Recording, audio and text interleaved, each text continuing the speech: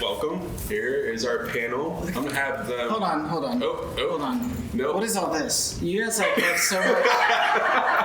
Personality. Okay. You know, everybody, Continue. Everybody's different. Some people need notes, some people don't. You're fine. I trust you. And so, before we get started, first off, thanks for doing this. I know sitting in front of other parents can be intimidating. So we're basically getting like a sneak peek of what goes on in your home. And we know that parenting can be scary, and I know we can be super hard on ourselves, but super encouraged by what y'all have to share. And so thanks for doing this. And so we'll get started, but first we're gonna have you, each family, share your family name, who's in your family, and something interesting about your family.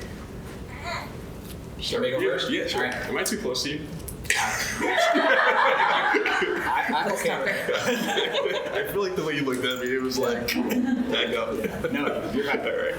All right. So Tasha Irving is my wife. She's flying in from France on a sojourn trip. Hopefully I'll see her before midnight tonight. So she should be on the ground. Tasha and I, we've been married 26 years, and we have 5 children. They range from 24, 22, 20, and we have a 5-year gap down to 15 and 13. So one boy, he's in the middle, he's the 20-year-old, and then four girls. And something interesting? Okay. Well, maybe I'll do an interesting that's kind of connected to the parenting kind of thing. We kind of feel like we have 2 groups of children, sort of like the bigs and the littles. We've kind of stopped using the language of the littles around Karina and Nadia because it sounds offensive to them at this stage of life. But it's kind of like 2 groups that we've parented, and I think we're different as parents with each of the groups. So I sometimes joke that Abigail, Hannah, and Caleb, they had a dad with less money and more energy. And Karina and Nadia have a dad with more money and less energy. So, which kind of changes, though, the way you parent. So like with the younger ones, I was the coach on their Little League teams and whatever they were kind of doing on the sports fronts. Out there, we were camping on vacations because we're saving money, and on ground in tents and those kinds of things. And with others, with Karina and Nadia, they're just interested in different things.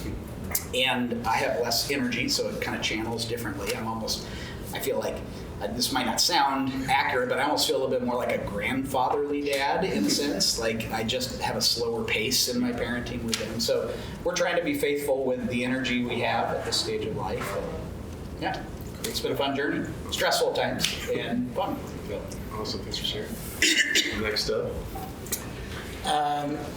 I'm Jesse Eubanks. Lindsay Eubanks. And we are a product of Sojourn. We met here 21 years ago. And so we just celebrated. Yeah. We met at a picnic. I was living in Philadelphia, and then I stopped here to visit some friends, and this cute girl was across the table from me, and 3 weeks later I left Philadelphia and came back here. Wow. So we just celebrated 20 years, and we have 2 kids. I'll let you talk about the kids. Okay. Evangeline is 17, and she's our daughter. And we have Justice, who's 14, and he's our son. Just in case you didn't know. Yeah,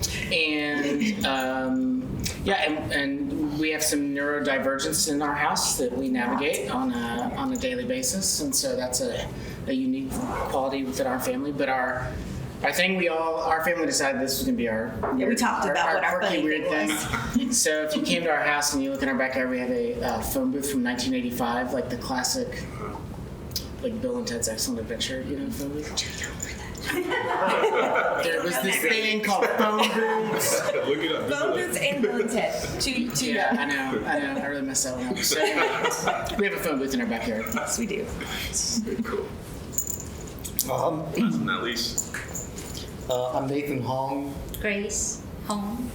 but that's not really her name. It's not my legal name. So in Korea, the ladies don't change their last name. And so her legal name is still her same maiden name, which is Eun Kim. Her name means grace in Korean. We have 2 kids, Musa and Paul, 4 and 7. I was trying to think of something interesting, but I guess this is interesting. We want them to speak 2 languages, and so we made a rule that you can only speak in Korean at home, because that's what I found is the common denominator for anyone who's older that can still speak Korean. And so, unlike me, I didn't. So when I was growing up, I was speaking to my parents in English, and they would speak in Korean. And all my friends and everybody else who wasn't Korean could no idea what the conversation. It's like hearing a phone on one side of the phone. And so our kids, I guess what's interesting is, so Musa, first his name is Moses in Indonesian, because we were missionaries in Indonesia for 3.5 years. And he was not born there, but he was conceived there. And then the last month we ran away to Korea so she could have some help from her parents and my parents. And we had, running away was a joke, but we went to Korea and had him there. And then normally we would have gone back to Indonesia, but I felt like I needed to study more. And so we went to San Francisco. That's a whole nother story. So Musa, we want his name to be a biblical name, but not a common name. And we want him to know and people to ask why it's Musa and not Moses, why it's Musa and not Mose in Korean. Why is it Musa? And so he can explain it means Moses, but it's because my parents were in Indonesia, and what we want them to know is there's nothing better to do than to serve the Lord in this time here. The other thing leading to that is Musa's Korean, he's in 2nd grade right now, is still better than his English. And since we only hear him speaking Korean at home, it always shocks me to hear him speaking in English. I'm like, wow, you've gotten so good at English. Because I don't hear him speaking English. And our second, he is 4, Paul. We don't call him Paul, we call him Paul, which is the Korean for Paul. That's not as common, so we went with Old Testament Moses and New Testament Paul. So he doesn't speak any English, but he picks up phrases when he's in pre-K, and so when he comes home, he's like, "Daddy, come here." I'm like, "What the? Who is this?" So that's our interesting stuff. Awesome, Bill. Thanks for sharing. Get the ice broken. So we're going to dive into the first question. So what does family worship look like for your family? So imagine we're like a week at your house. What does that look like? And for family worship, we're talking like Bible engagement, praying, singing, talking about God. Like, what does that look like in a typical week in your home? I'll just throw it out there. Family wants to tackle it first. Go for it. You want to go online? Yeah, go for it. Let's do it. So we have, at this stage, we've had different stages in kind of devotion life. Currently, we have sort of probably 2 anchors, and that is a mealtime devotional conversation. So we pray before dinner, we have our meal. We usually try to have some kind of conversation to get relational dynamics going, high lows from the day or something topically. And then, but at the end of eating time, then we'll have some Bible engagement time. And it looks different at different seasons.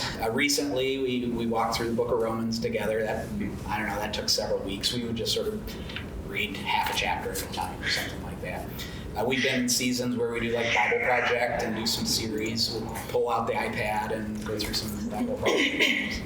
We've had series where we'll do a scripture reading and then we'll grab some hymn books. We're really not a hymn book family, but it's kind of like it's a way to sort of teach the kids that there are these things called hymns, but they're good, And so that's sort of the anchor for like meaningful time. I give the young 2 a ride to school in the morning, and we always do one psalm that we listen to in the car, and then we talk about the psalm. And the other thing I'd add is we've had seasons in the past where we try to be a little bit more regimented, like we're doing like a formal catechism or something like that. We're much more low-key now and just saying like we just want to be in the Word and we want to run to the gospel from what we see in the Word. So I think like that's the biggest takeaway is just do it and run to the gospel when you're in the Word. That's good. That's really good. Wow. Good. Do you want to answer this one? Sure, we'll start. Again, we've had different seasons too. You know, when they were little, we stuck to the Jesus Storybook Bible, and that's about all we could handle when they were little. I'd say right now, since 2020, really, we had some friends of ours, actually people that introduced us, they're missionaries. And they are just those people that when you're with them, you absorb parts of the way they do things. And so they just happened to be in our backyard that time, and they just were like, oh yeah, you know, when we do prayer time, we do the hand thing where you do the, praise, thanksgiving, confession, Pray for others, and prayer pray for yourself. And we're like, why don't we do that? Heard that, yeah. Well, I made copies for everyone. Because Everybody's going home with a handout. well, the reason I say that is because our neurodivergent child really gets overwhelmed with talking just freely. And so when I said we're gonna, say all these things out loud, that was pretty overwhelming. So when I gave her this, it has, the hand, it says which ones they are, and it gives examples. Because once she has an example, she can run with it. She's getting it started. So that's why I have this, not that OCD. But so it's praise. So things like praise you for your attributes. That one's really hard for all of us to kind of come up with. So like you're steadfast, you're loving, you're merciful. And then thanks. That's her pointer finger. Just anything. Thank you for, and as a 14-year-old does, he prays for, thank you for video games. Thank you. It's not super deep. Thanks for pizza. Thanks for pizza. Thanks for my friends.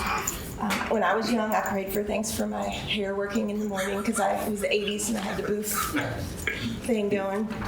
So God heard me. And then we actually added something just recently because I We noticed. went AI. We added a sixth finger. Yeah, we have a sixth finger going. It's in the Thanksgiving column because I was noticing one of our kids tends to be very hard on herself. Obviously, you know what I'm talking about. So we did Thanksgiving for like how God made you. So we do thank you for making me creative. Thank you for making me brave. Just to get them thinking about liking themselves, but also liking because God made you that way and I can use it for him. So it's not like a build yourself up self-esteem, call it holy self-esteem. So it's thinking highly of the way God made you and humility at the same time. So that's been very helpful to help get them thinking that way. And then confession is the middle one. That one we do not try to push too hard. Like I'm not gonna you need to confess something. Unless they haven't confessed something for like weeks, and then we're kind of like, I think you probably might want to think a little harder on this one. So, being lazy, not trusting you, lying, things like that. And then the prayer for others, something either it's not yourself or out in the world. And then pray for yourself. So that's been our thing since COVID, really. And now it's not every night. Don't let me fool you. It's probably 3 nights a week, maybe 5. And we do it right before bed. That's usually kind of our end of the day thing. So that's And you have copies for all of us? I do. All right, we can look at it. And similar, like there were things that we tried when they were younger, some of which were age appropriate, and there were other things we tried where, I think we felt sort of undue pressure to sort of like make sure they know that theology, and so there were moments where we're trying to communicate content to them that wasn't. Atonement. Yeah, it's just like 5 years old. And so now they're at the age where it's actually really fascinating and fun because they can go other places in the conversation. So in addition to this, we also use Tim Keller's Proverbs devotional. It's very, very simple. It takes roughly 90 seconds to read through. If there's a question, we discuss it. And so that's also been a good experience. Very good. Thanks for sharing. I think as I've been thinking about this topic, there's a couple of things that drive me to even take this matter seriously. I think one is my history, my experience growing up. I was raised in a Christian family, pastor's kid. My dad's a now retired New Testament seminary professor. And so I grew up in the church, but for about 10 years of my life, maybe around like 14, 15, I pretty much was like, I'm never going to be like you, Dad. And then I learned never to say never, because whenever I say never, it happens. So part of it is my mom fought so hard with my dad, and I think it was the right decision to not raise us as pastors' kids, because they didn't want us to hold that burden of needing to pretend to be holy or perfect. And yet, when I asked them, when you become parents, you ask your parents, well, at least I did, what would you have done differently? And my mom's answer was, I wish I had taught you guys how to do your daily devotions. And I was mature enough to even ask the question, so I was like, yeah, that would have been nice. I mean, the fact of the matter is, like, I tried doing it, but I did it when I was in seminary, doing my MDiv. And the only reason I did it was because I'm a pastor, and like these guys are doing it more regularly than I am, and I'm like their pastor. Like, holy cow, I need to change that. And so I did it, but it was a rough trial and error for over a year, where I was just like, I don't know what I'm doing, I don't know how to do this, and it was very difficult. So some of it is I don't want my kids to learn it the hard way. And then the other one is Proverbs 22:6, train a child in the way that he should go, and when he's older he will return to it, or he will not depart from it. And I think about that verse because I understand, like most people here, that Proverbs, they're not promises. It's not a guarantee that if you train them to be great Christians, they're going to be great Christians. It's just not how it works. But at the same time, I think Proverbs is about probabilities. And so it gives them a higher probability that they may return to it like I did, or as my wife did, or that maybe they'll never depart from it in the first place. That's what we're all praying for. And so that's kind of the motivation behind what I do. And so as they have already talked about, there's going to be stages. Even in our short 7 years, there have been stages. But I think for the first, there's just, it's summarized in 2 categories for me. It's prayer and the word. And so for prayer, I don't want it to be like, okay, we're going to sit around and we're going to pray for an hour every day together. Like, that's just not going to work with little kids. And so I'm thinking, what are the minimum times we do want to pray? And I think when they're younger and their attention span is less, it's frequency. And so it's a short prayer in the morning, making sure that before our meals we're praying. But I also take that a step further, like before going to bed and all that stuff, I take it a step further. And I would like our mealtime prayers, because I had this thought one day, why it's good to set aside time to pray, but why not extend the times that are already built into our Christian lives to pray? Yeah, I know when people are hungry and guests are over, like, we don't want to make it too long. But in our family, when it becomes a habit, it becomes something that you're used to, then a 5 to 10 minute prayer before dinner is not unheard of. Yeah. Because that's just, we've made that time to pray. And so first it was, one of us would pray and we'd take turns praying, but when the kids get old enough, they start to memorize patterns of our prayers, and they'll pray those basic tenets. Thank you for this day. Thank you for this food. Help us to eat this food and be healthy. Let us not get sick. And then for 3 or 4 years, it was, Lord, please make coronavirus go away. Like that was literally part of, like, that was the third sentence they said every single time. And so and then we started adding things like, okay, well, when they're sick, we pray for them. And that's the first thing we do. We pray for them. We'll lay our hand on wherever they're sick and we'll pray for them. And then we'll ask for wisdom, whether you go to the doctor or all that stuff. And so we incorporate as much prayer before going to school, spontaneous. The whole point is creating habits of prayer. But I think one of the things that we adopted kind of recently was, I was kind of thinking, I'm not technically a teacher yet. I'm still on this never-ending journey of finishing my dissertation one day. It's been 6 years and counting.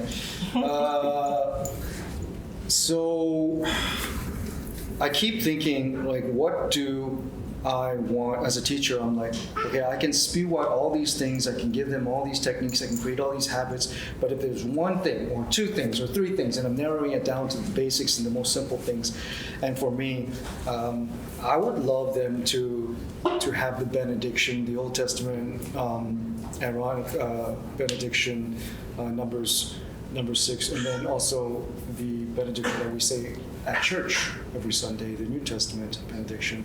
I would love to have that memorized, ingrained in them for the rest of their lives. And so I wrote out an English version, putting those prayers together, and then a Korean translation, which I'm still not necessarily happy with the wording, but anyways, I wrote a prayer out because that's something I thought about. What would I want them to remember? What's the one prayer that I want them to remember the rest of their lives? You know, you watch those movies and have flashbacks of like the song that they heard as a child, or, you know, I want that to be a prayer. I want it to be a prayer that mom and dad read to them every single night as they were growing up, and maybe they'll do that to their kids. Maybe they'll do that when they're lonely, when they're older. And so that's kind of the main thing. It's all about habits and a personal prayer that I wrote and all that stuff. Bible reading wise, I think we've read many different children's Bibles, but we mostly end up reading the Storybook Bible. But we read it in Korean, one, because, you know, we didn't want them to practice reading and understanding in Korean. Again, this is about creating habits of reading the Word and making sure that they know. Ideally, I'd like to do it in the morning, as I kind of like, I know it doesn't really matter what type of day, and there'll be different preferences and all that stuff. But for me, I feel like I should be giving the best of my time to the Lord. And so my personal devotion is first thing in the morning. But then for our kids, you know, we're rushing to get them to school, so it ends up being the last thing that they do, although I'd like to teach them to be the first thing that they do. But stages, right? Seasons. We try to apply what they learned, and so we're asking them, like, where do you see this in your life, or explain this to me, or can you retell that story to me? And lately it's been our first son Musa, because Paul doesn't get to hear it in the same way he hears his brother read it out. So we get Musa to explain to Paul what the story is about, and we'll add to it. And then Musa will be like, so what did I say? And he's like, did you hear what I'm saying? I need you to repeat to me what I just told you. And so that's kind of how we get them to kind of apply it. But I think the biggest reason why we use the Storybook Bible is because I think all our lives growing up, at least for me and my wife, we heard the gospel, but I don't think we learned, we heard more kind of exemplary preaching. This is Abraham, the father of faith, and we need to have faith like Abraham.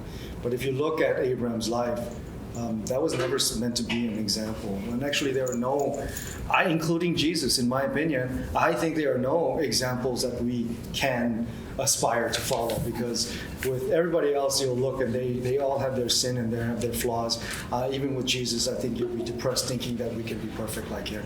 And so I don't think exemplary preaching is the way to go.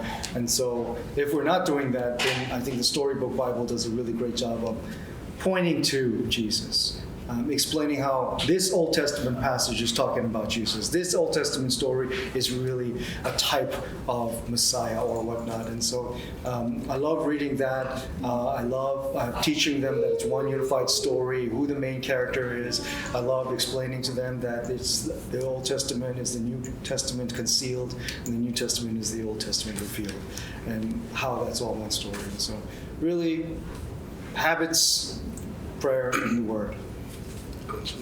Yeah, I heard a couple families, we dropped the Storybook Bible. Are we talking about the same one? Should be. Do we know what the Storybook Bible is? The one, like, the characters look like they're from Arthur? Is that, you know what I'm talking about? Yeah, they do actually. Is that, Very colorful. who's the author? Yeah. Sally Lloyd. Okay, Sally Lloyd Jones. Storybook Bible. If you don't have it, you can look it up. And I'm sure Rochelle might have some extras too. Well, yeah, thanks for sharing. I mean, I wish I brought a notebook up here. I'm like, are we taking notes back there? Okay, cool. So now let's talk about, I mean, I have a toddler, and I also work with middle schoolers and high schoolers, so we know things don't always go according to our plans.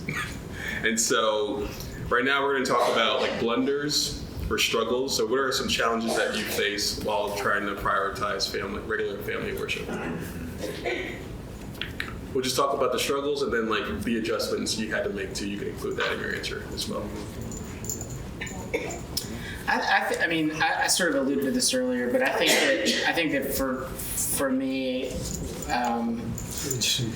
you know, when the kids were small, I just feel like for me the blunder was that I inadvertently was sort of like projecting my stuff onto my kids, which is like, this, I have to do all this right or else you're gonna, you know, rob banks, you know?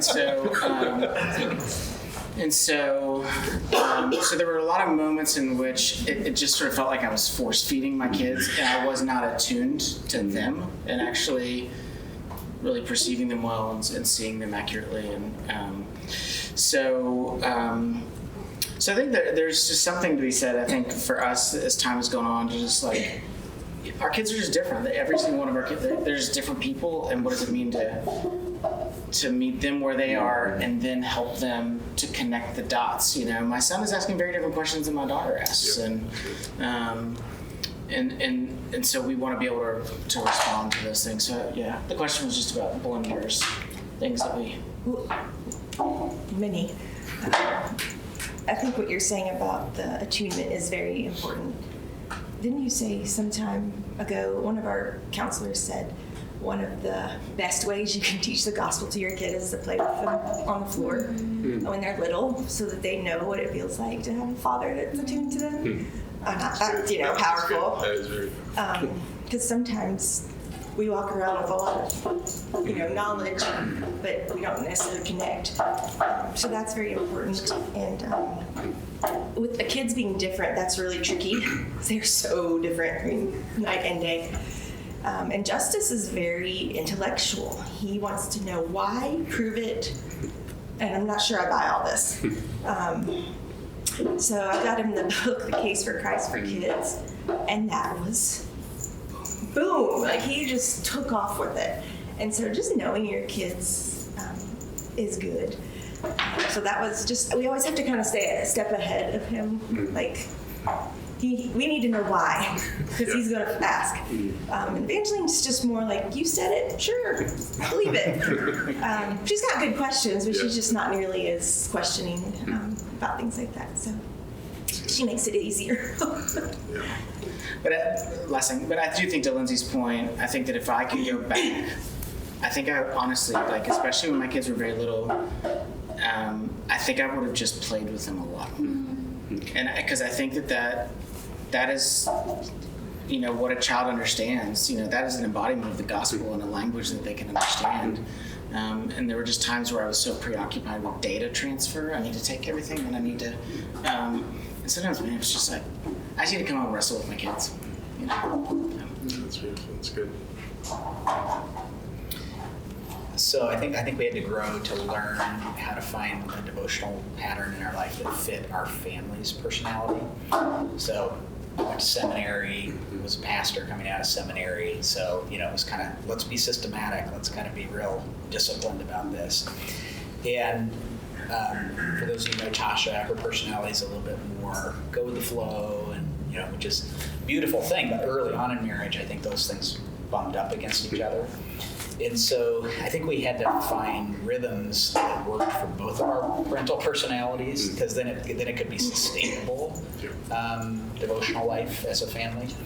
So that was one thing, is shifting from like a very systematic approach to more of a just the priority being regularity, not necessarily a particular strategy or system. So regularity was the priority. And then in terms of failures, it's just different seasons of life have different battles that really rage against regularity. So I think of like especially when Abigail, Hannah, Caleb were in their high school stage. I mean, there were times like where we had like sporting events 4 nights a week, and different activities. It like is really hard to find a time to like be together, and so we could do little things quick before bed. But that was like the pace of life was a struggle. And every family's got to juggle with how you fight against that. I think that we just need to be intentional.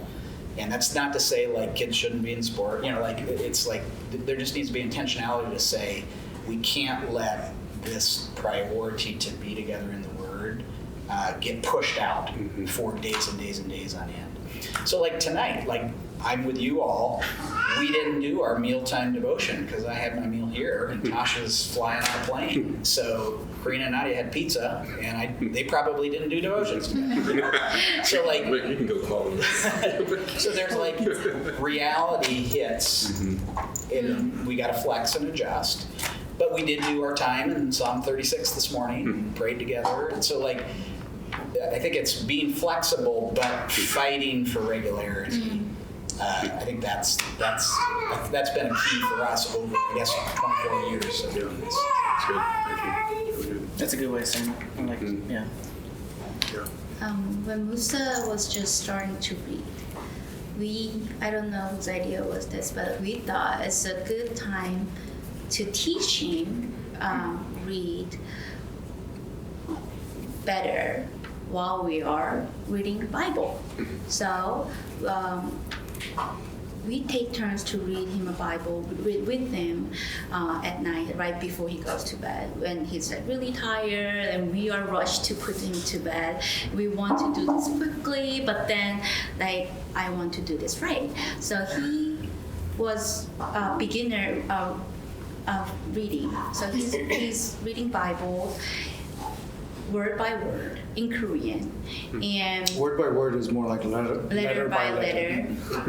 Yeah. And I get very frustrated while we are reading Bible because I thought he should know by now how to read, let's say HA. And instead of saying it ha, he will say la. Then at first I'll teach him, no, this is not ha, this is la.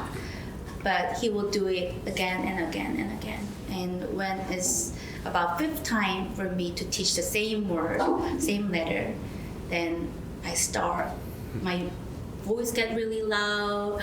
I kind of look like I'm yelling at him, like reading Bible. And I got really frustrated, and then like, he's crying, and I feel bad, and like I cannot do this anymore. And like next day, I told him like, oh, I'm not a good teacher. Like you should do it. So he does it, and then he's yelling at him, and then he cries again, and he hates Bible like so much. I thought it was just his heart being moved. So moved every night. We forgot the real purpose of reading Bible. So we thought it's like a good idea to teach him Korean and reading Bible at the same time, but it changed the purpose of reading. Instead of teaching him Bible and reading and learning what's God's telling us inside the Bible, now our focus was to read better. His skill of reading, like how he pronounced better, how he act better. So the purpose got changed, and that's when, after a lot of yelling and crying, we realized, yeah, this is not right. We are doing something wrong, and we have to find ways. Like when I feel like I'm gonna start to yell, when I get frustrated, he will come to me and he will tap me and he will replace me. And because he's starting fresh, he's like doing a lot better job. And I think fighting for regularity is our fight as well. Yeah. I am. It has to be the same way every single day. Every single day. No every single time. exception. No exceptions. I don't know if you are dying or a fever or Doesn't matter. doesn't matter. If it's important, you do it every day, No. same time, same place, every single day, no exceptions. And my wife is not like that. So it's difficult sometimes, but we've learned to make exceptions. Sometimes it's okay to just be like, this is too late. Like, we didn't mean for it to be this late, but we got busy and other stuff happened and this is just too late. I'm just gonna read it to you tonight. Or, you know what? I'll just pray. Let's just go to sleep tonight. And so I think we're trying to remember what the purpose of all this is. And because no matter how good it is, if you have a bad feeling about it, a bad experience with it, it's not going to leave a good impression or a lasting impression. Also, we thought it would be great now that our first son is able to read pretty fluently. We have his younger brother just listen in. But then I think a few months ago we started realizing our second son never got the first few years of us just reading to him. Like, he never really got to hear us reading the Bible to him. Our first son was like, for like 4, maybe even 5 years, we just read to him every single night. And then our second one, like, he never got to hear us read to him. And so we still haven't figured that out. I'm still kind of experimenting.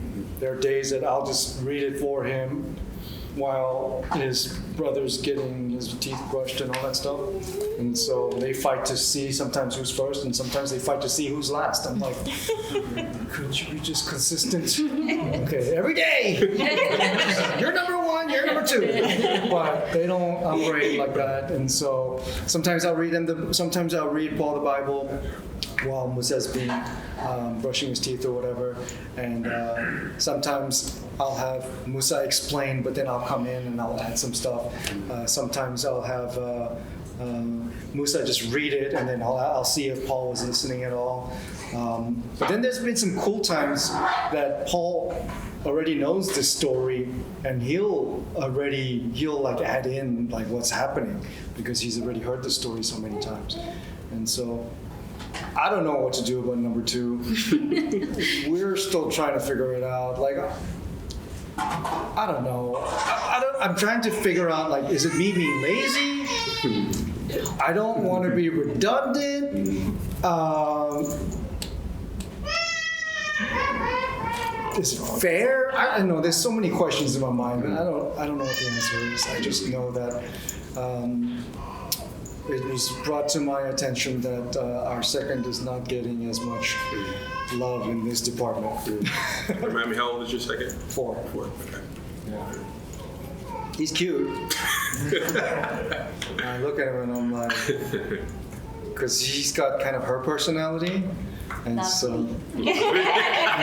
lovely. So I look at him sometimes and I'm like, you're lucky you're so cute. I raised you because you're cute. Makes kids cute for me. They do. God does. God does. All right, so we're about to get into the celebrations, like the joys and fruits. But before we get into that, just from hearing your answers, like, how important is it for you as husband and wife, like, to be on the same page and like supporting each other when it comes to? I know this wasn't the question I gave y'all, but it just came to mind. Like, what's the Supporting importance us. and supporting each other when it comes to family worship? Like disagreeing. Just being on the same page, like the importance of you. Like when I say, hey, we shouldn't do that in front of the kids. Yes. Or if I I say, probably should not do that when I say, we need to do it this way. not the Tim Keller devotion because Justice hasn't told me anything about his day, and that's the way I find out. We use our prayer time sometimes to get insider information so we can follow up later, and sometimes he goes straight for just the book, and I know, I gotta do this. I don't really hit. So yeah, that would be an example of not being on the same page, being in a kind of, we should probably talk about that beforehand. We're doing that literally right now. Well, one of the benefits, though, is there, and maybe other families are different than this, but there are lots of nights where I don't particularly want to do it, but Lindsay kind of has the reserves to like, hey, we're going to do this. And there are lots of times where she's tapped and I'm like, it's okay, I got that. Like, there is definitely something about, man, when it is just you and you're living life in real time and your emotions are high or low, your energy's high or low, it's a huge benefit. Like when you can kind of pass it back and forth and you know, take care of each other. Anybody else? Well, just because that's a similar experience, that there are times where it's kind of like you're it. I've tapped out today. But when there's rhythms, it's kind of like the expectations is the Bibles are coming out after dinner, and maybe I'm really mad about something, or I'm working on something in my own heart, and it's like just because I'm having a bad day doesn't mean that my kids need to not be in the Word. So it's sort of like, you know, it's like Tasha sits on this side of me at the dinner table. I'm glad to represent her. She's awesome. So there are times where it's just like, I'd like hand her the Bibles and like, I don't got anything. So, but it goes the other way too. Yeah, that's good. Yeah, I think my wife and I, we put our son to bed and we like take turns every night who's praying. And there's some nights I'm just like, there's silence. And then the person just picks up like, okay, I guess they don't want to pray right now. And so then that's fine. Sometimes too, I'll add to that is if we're in a tiff and we get to that confession part of this, man, that's really a good modeling time for like, I'm really, can forgive me for, you know, whatever I did to you. And it not only helps us kind of not force reconciliation, but kind of move the fight along, I guess you could say. And then also modeling for them, like mom and dad. Disagreements are part of marriage, and so we repair and we reconcile. That's it's a way to model it that's not like them watching us fight, you know? So it's kind of an indirect way of showing them that. That's really good. I think being on the same page is important because if we haven't talked about our differences, like if I'm like, it's got to be every single night, and for her it's more like, we can make some exceptions. But if we haven't talked about that, just like sleep training, if you haven't talked about it, what ends up happening is you'll resent each other. And you will no longer be a team, and you won't be able to. Your turn, because if it's her turn and she don't want to do it, then she's just not going to do it. And that night, it means your turn means it's not happening tonight, and then I'll be forced to do it. And then if I'm forced to do it, well, it's not going to be a happy devotion. So Strict limitations. That's good. Let's talk about celebrations, like the joys and fruits that you've seen. It can be even stuff that was unexpected from like your worship time that you've seen in the lives, in the hearts of your kids. I got a couple random thoughts before that. Okay, One is, you had mentioned the blessing, Old Testament blessing. That was, so I've shared more of like what we're doing in this season of our life. When we had younger kids, the devotional time was usually tied to bedtime, and there would be time in reading a storybook Bible together, there'd be a time praying. But I did kind of have a fatherly song that I sang for the kids of the Lord bless you and keep you, and you know, kind of. Like sing it. But if you ask any of the kids, they could probably sing it for you, and that has been really special in their adult life. So like, you know, when Hannah was getting married this year, and we were doing a blessing time for her, not at the wedding, but like a pre-wedding thing. I think that was really special to pray that then over her and Carson. So we don't put our kids to bed. So it's kind of like that tradition was tied to like putting the kids to bed. So we don't do that actively now. But I think that is something that like the older kids have said, like we want to do it with our kids. So that's kind of a fun win, I guess you'd say. Another random thought is I just think like as you're trying to figure out what you're doing with your own kids, I think the power is not in the method that you land on. The power is in the message. It's about the gospel. It's about the word. God's word's active, so you can do any number of methods, but if it's pointing people to the beauty of Christ and the word of God, that's where the power is. So it's like there's flexibility on approach and method. Don't get too caught up. Give yourself freedom and forgiveness, and just find something that works for you. Then I did ask Karina and Nadia before I came tonight, like, so what are some of your things you like about family devotions? And this is what they said. They said multiple things, but I'll just focus on two. One said, I like that it doesn't feel like schoolwork, but rather talking about what really touches our heart from the Bible. So it doesn't feel like, it doesn't feel academic, but it feels personal, which like, and that's kind of, I think we've landed more on that approach. Like, yes, we're reading scripture, but we're reading it not for education, we're reading it for devotion. Like, what does this mean to you? What are the verses in here? And there are benefits doing it a different way, but I like that was one of their responses. They both talked about that it also feels like a really good time of relationship and family love. So one said it's a really special time together. I think it's one of the more special times together we have as family. And then another one talked about, I like that what we're learning is taught from relationship and love. So that it's kind of like in the context of love, then the power of what's being taught has meaning. So to hear them say that tonight, I'm like, oh, that's encouraging. That's cool. You're doing great. We've given our kids lots of ammunition for therapy too. So College fun, therapy fun. That'll be our next garden. Therapy night. Can I ask the question? Joys, fruits that you've seen. Remember As a last result. week when we were at community group and Justice prayed? He volunteered to pray. Never, ever in my life did I think that would happen. And it was so good. And not that it matters, like, that it sounds good, but I was just so surprised at how heartfelt it was. I was like, maybe things are getting in. He had absorbed a lot more than I think than we had really realized. And so, the reality is, like, our kids are 95% of their life is scenarios where they're the only Christians in the rooms where they are. And so I think that for us, like, we're very proud of the way that they maneuver themselves in those very tricky situations, and that they really are trying to love the Lord in that. And I do think there's a lot of it that there's a sense in which we just really enjoy, like, if our time together is sort of a bedrock for them. It's like we get this time together as a family. They asked, are we going to pray? Yeah, we're going to pray. And, Nope, I guess we are.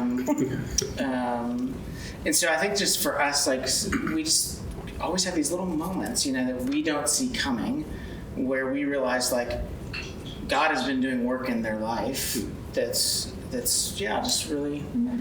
Again, another example. Good. Justice goes to Brown School, so it's a very public, liberal, very progressive school. And they had a big walkout last year about some bill about, I don't know, House Bill 150 or something. It had to do with transgender issues. Like, anyway, all of the kids walked out except 5. One of them was my son. I had no idea it was happening. Like, I just heard about it later, and I was like, what, how did you do that? Why did you do that? Why did you stay back? He goes, well, I just didn't believe it, so I just stayed back. And I was like, I don't know that I could have done that. I was just thinking the same. Even now. And I think even little things, like, we just found out this week, like, we probably have to follow up, but, like, he's gotten quite a bit of money in the last year from different odds and ends, and we've come to find out that he's been just Giving it away. giving it to friends that have needs for things, and like, so we need to like learn to steer that. But it's like, This one was for a video game. I'm not sure that's a need. yeah, that poor child. So I think just I think things like that, and but I think it's just the wins are when they're little. Really just being attuned to loving them, love being with them, doting on them, age appropriate sort of introducing, increasingly to who God is. And then we're now in a season where it feels like we're getting the payoff. Like it's like these things that we just, spent all this time with our kids, and now it's like, I don't know, we're just, it's good. It's fun to watch. Yeah. I think a sign of how regular something is if you do it when you're on vacation. And so the fact that our oldest will remind us, hey, we gotta read the Word. That's a good sign to us. He will always double check if we pack his Bible. Awesome. Yeah. He can read it in Korean, and he can explain it to his younger brother. And you can explain it in English if you need him to. And he quizzes his brother, as we said earlier, to make sure he understands. He knows many stories of the Bible, and he can apply it to his life. And so one of the funny things is it was a non-spiritual, just a like icebreaker type question we threw out in the car the other day. She was like, if you could have, and you can only choose one, if you could have power, if you could have money, you could have wisdom, or you could have good looks. You pick one. And our second one was good looks. Our first one was wisdom, and we're like, why? And he explained the story of Solomon, and we're like, I don't even think that's in the storybook Bible. Did I tell you this story? Like, where did you get this? That's fun when we know that he's able to recall stories that he's heard. And make choices. We love that they ask for prayer when they're sick. Like, that's something I forget to do for myself. Like, when I'm sick, I'm just like, what pill do I need to take? And when he's sick, or when our kids are sick, they're just like, can you pray for me? And that's like such a reminder, like, oh yeah, we're gonna do that. But that's all because, we've done that so much, and so it's a really kind of nice reward. They're not shy to volunteer to pray. It always makes us proud when we have guests over and we're like, who would like to pray?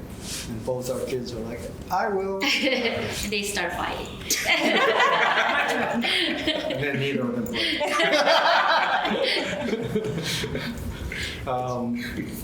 And I love that they can pray for situation-specific stuff and not just same old prayer.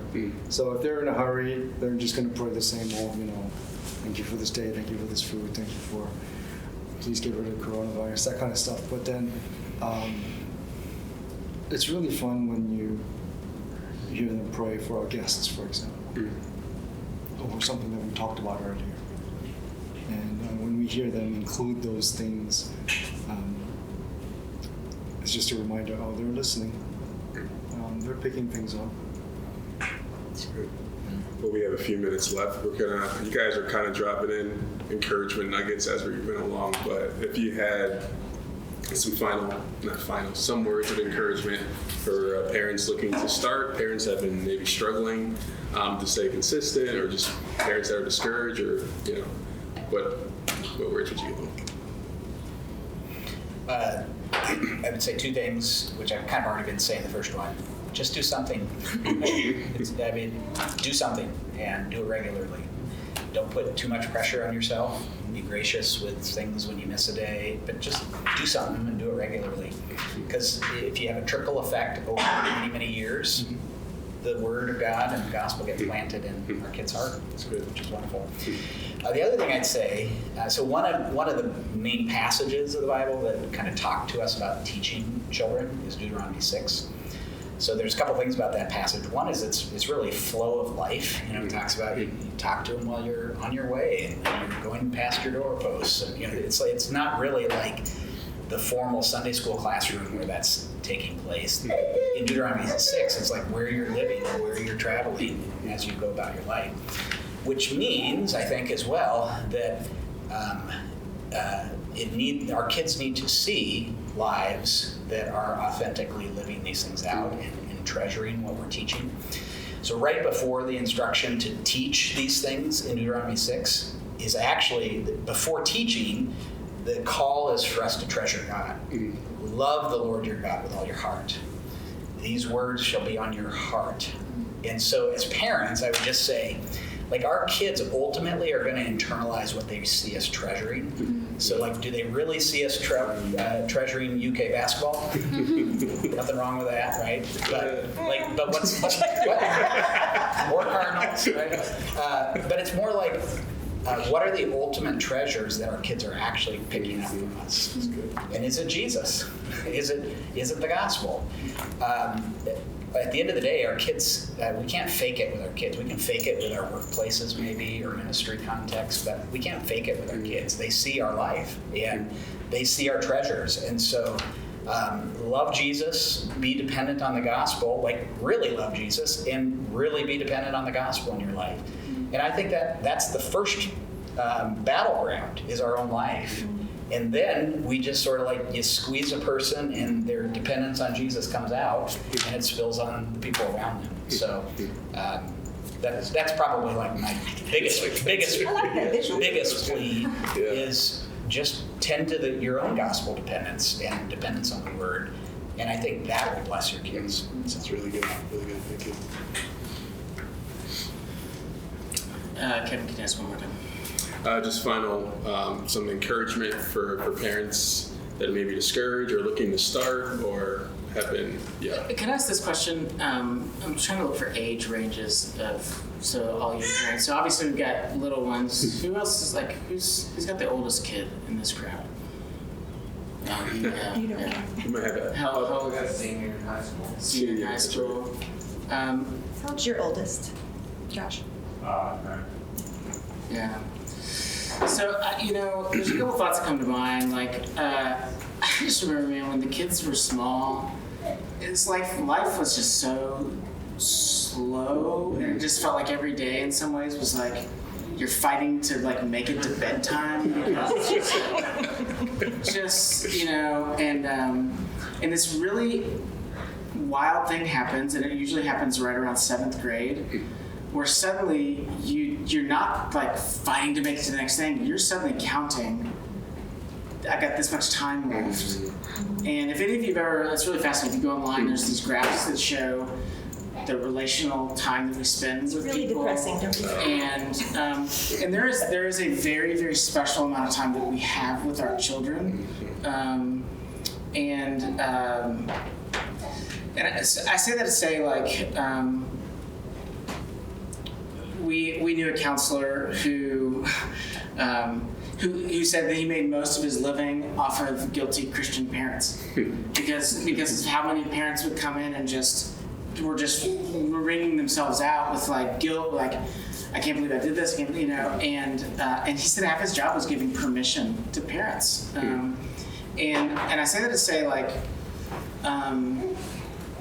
So much of what you said, like the gospel is a word for all of us, and like that is Jesus' good news for you, and don't feel like you got to pile up like 50 million things because there's lots of people that are like, frankly, there are better parents out there than any of us, and life's just hard sometimes, and God's grace meets us there, and so. So receive God's grace and be gentle with yourselves. Like I just feel like we just beat ourselves up so much when we had small kids. It's hard. We didn't have anybody to watch. Young kids are just really challenging, and so I just encourage you, like, God already knows that that's hard. Like, just receive that, and and then pick one thing. Do one simple thing. Lindsay used to sing Amazing Grace to the kids at night, and for a little season, like that's what they could do, and that's what we could do. And as they grow, the season will come in which you can do more, but don't try to do too much too soon. Just grace. Really good. That's good. Thank you. Would you add anything? Sorry, I talked to you.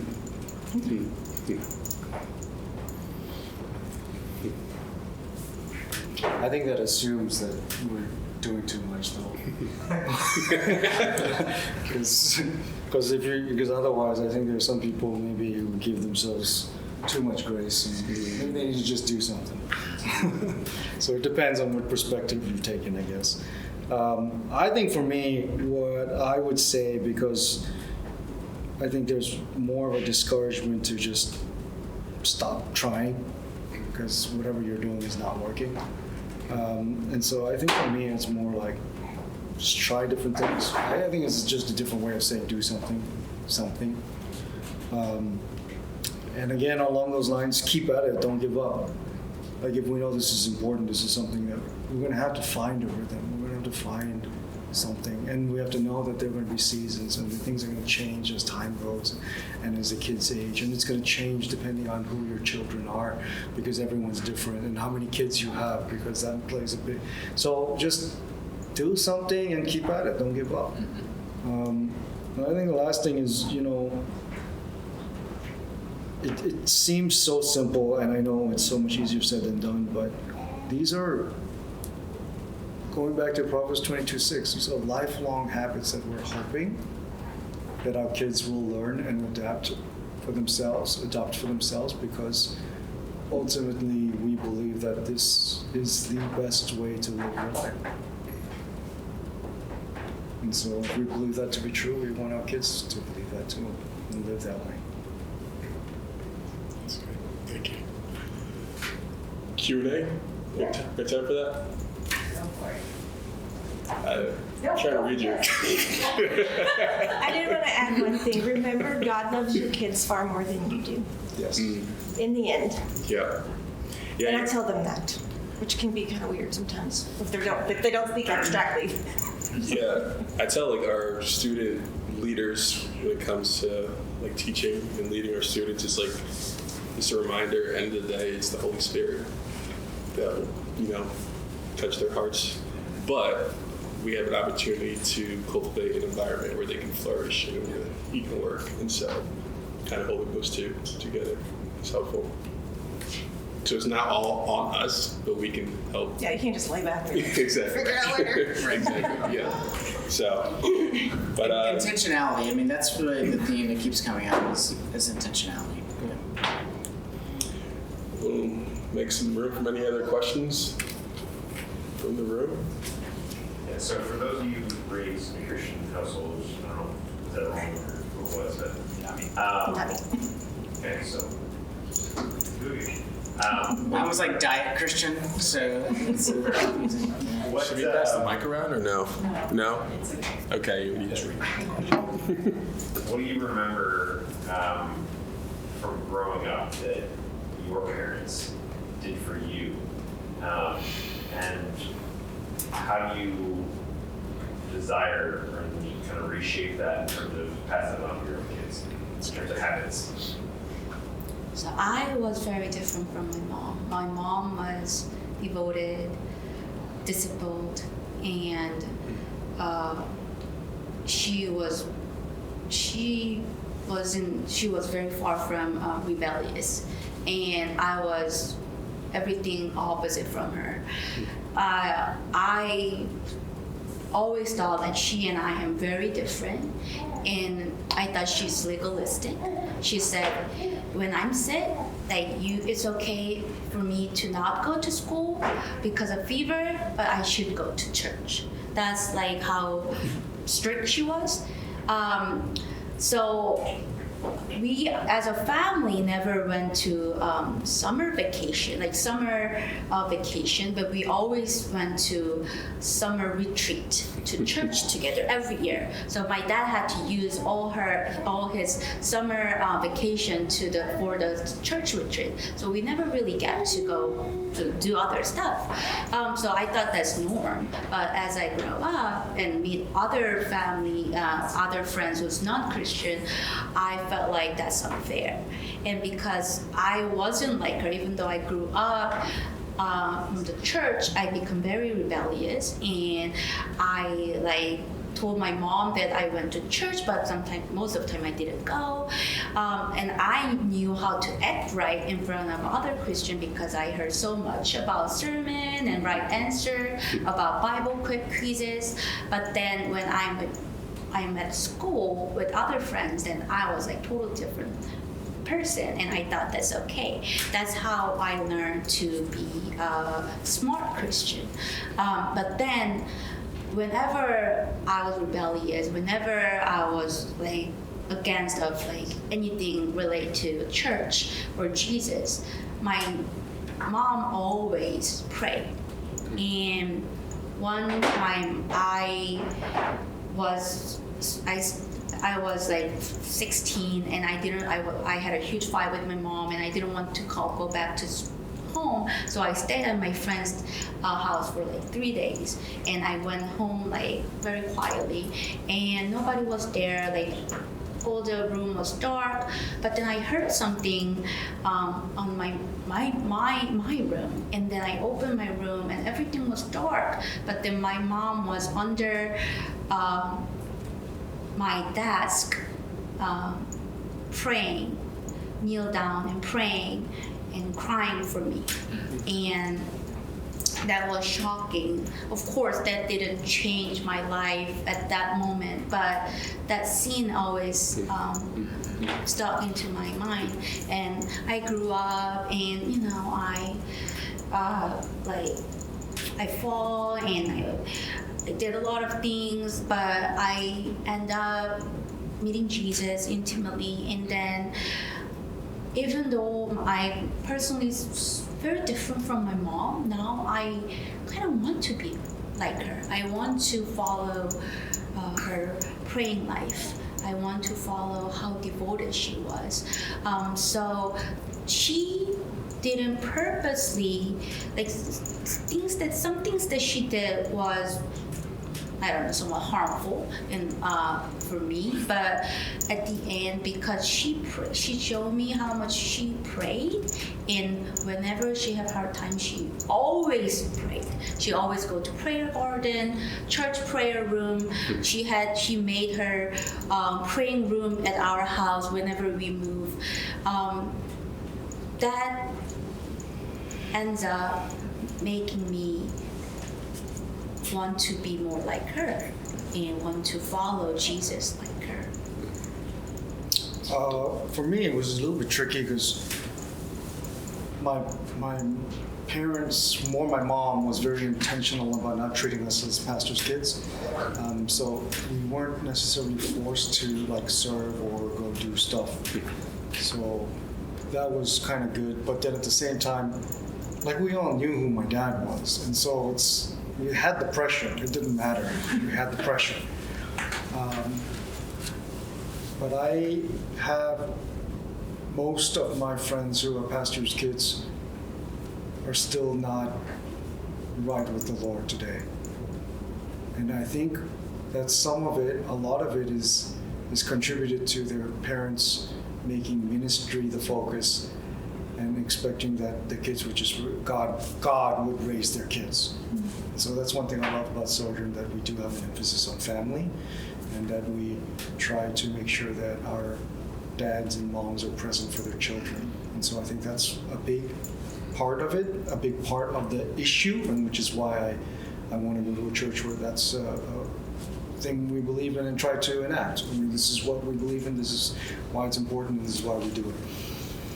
Another one is, I think,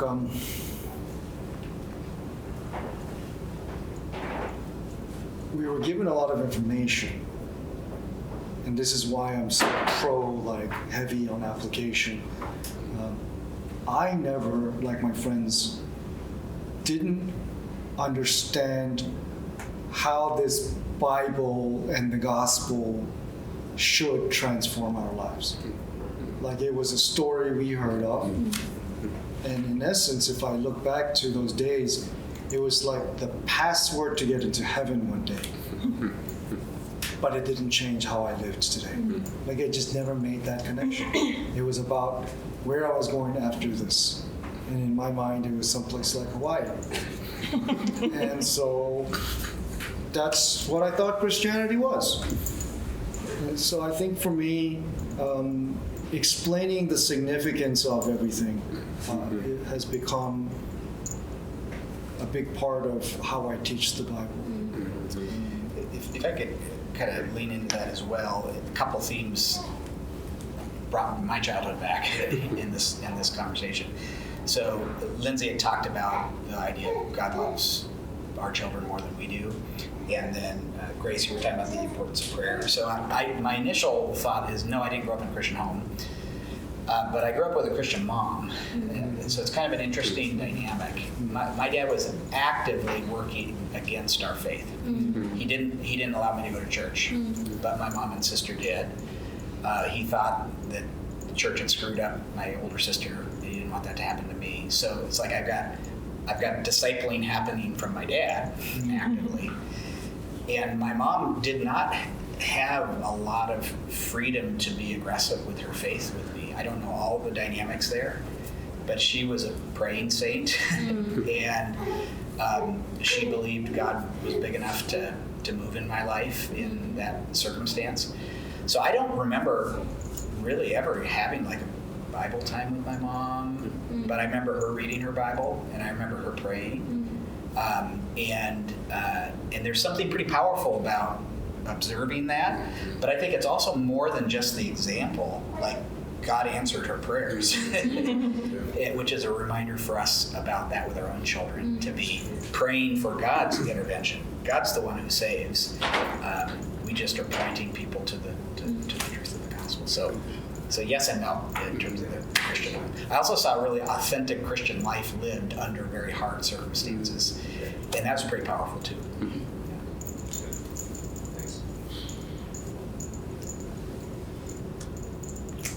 Closing it for questions, or do you have a question? Well, I would like everyone to have time to go discuss. So. Okay. All right, before we split up, let's give a hand for our parents up there.